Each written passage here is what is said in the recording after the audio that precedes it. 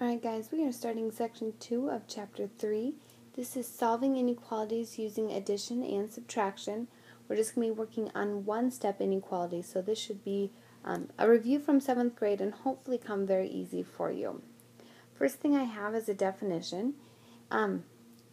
Equivalent inequalities. We've had equivalent equations and equivalent expressions, so now we have equivalent inequalities. And these are inequalities that have the same set of solutions. I haven't talked, I feel like, a whole lot about equivalent equations and really what that means. But what happens when we use inverse operations, that produces equivalent, in this case, an inequality. So we are never changing the value of the inequality. We are just rewriting it when we're trying to solve for a variable. When we're solving inequalities, we're going to use the same process as solving equations. So that has not changed at this point. So let's look at a couple of examples right away. We are going to solve and graph each inequality, and then we are going to check your solution. And it's not going to be a formal check, it's going to be a quick, more of a mental check. So first example that I have, x plus 9 is less than 12.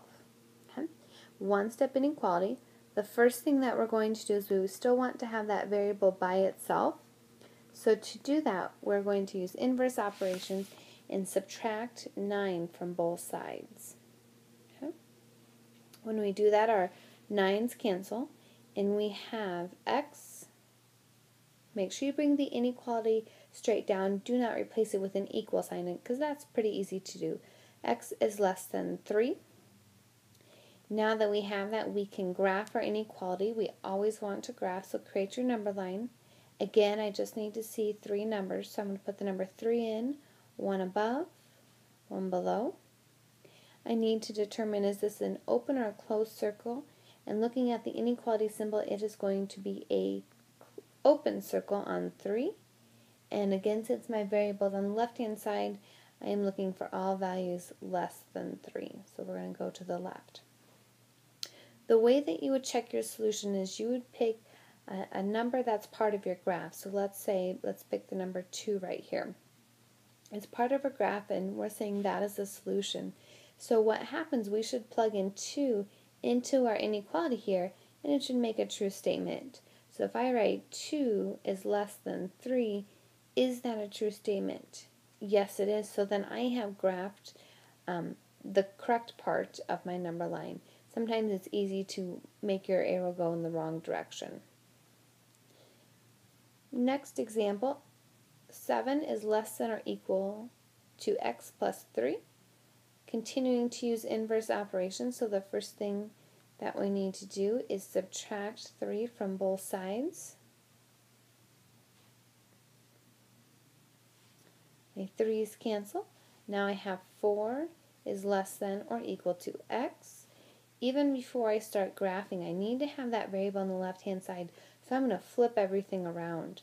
I'm going to write x is greater than or equal to 4. Now I'm at the point that I can graph it on a number line. So 4, 1 above is 5, 1 below is 3. Open or closed circle, we're looking at the inequality symbol. Since there's a line underneath of it, that means I can include the number 4, so I'm going to use a closed circle on 4. And then I need to talk about all numbers that are greater than 4, so that means go to the right. Again, doing a quick check, since 5 is part of my graph, if I plug that in for x, is 5 greater than or equal to 4? Yes, it is. That's a true statement. So I've checked that I have graphed my solution correctly. Last example that I have for us, it is a word problem, an application problem. There's a little bit of writing, but please take the time to write everything down. Your goal is to take 10,000 steps per day. According to your pedometer, you have walked 5,274 steps. Write and solve an equation to find the possible numbers of steps you can take to reach your goal. Okay. One thing to point out, we're looking for an inequality. We have to write the inequality, then we need to solve the inequality. I'm going to go through and kind of underline information that it's important to know. Our goal is 10,000 steps. Okay? So far, we have walked 5,274 steps, and we want to know, so we want to find the possible number of steps you can take to reach your goal. Taking the time just to underline that information will help us organize our thoughts and then write that inequality. All right, so our goal, we're going to think of it kind of like our total. It's going to be on one side of our inequality. So I'm going to write 10,000 on one side. And then our other side is going to be how many steps have we have taken to get to that goal. Well, so far we're at 5,274 steps. Now we need to figure out to find how many more steps that I need to take to reach that goal. And for that, we're going to put in a variable. So we're going to add and maybe choose the variable s for steps. And now here's the most difficult part in writing the inequalities. What symbol do you use? Well, look at that total number, that 10,000 steps. Is that the smallest number of steps that you can have or the largest number of steps that you can have? Well, if your goal is 10,000 steps, that is then going to be the smallest number of steps. So if you have 9,999 steps, did you meet your goal? No, you did not. So you want that to be the smallest, because if you have then 10,001 step, you're still okay. You still met your goal. So I'm going to put in the greater than symbol, so that small n faces towards the 10,000, meaning that's the smallest. And the next part, do we have a line underneath our inequality?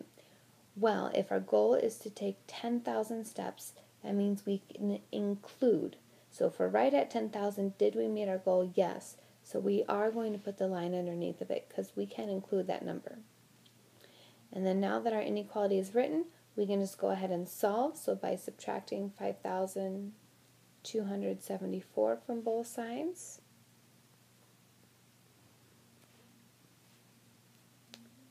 those cancel. I have s is greater than or equal to, so I'm borrowing here.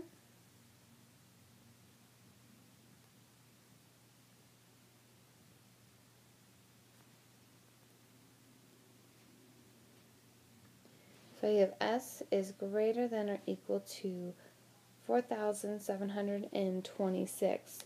So then when we have a word problem, we're not going to leave that as our answer. We don't want to see that inequality. We want to put some sort of phrase in front of it. And a couple phrases, and I'll write these to the side, that are possible when you're solving inequalities here. You can have phrases such as no more than. You can have at least, less than, and greater than. And then these phrases correspond. If you have the phrase at least, you're going to have then the greater than or equal to. So no more than is going to be less than or equal to.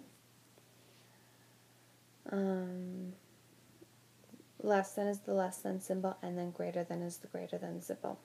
So now we just need to take our inequality that we have, make it into words. So the answer that we would want to choose is at least 4,726 steps.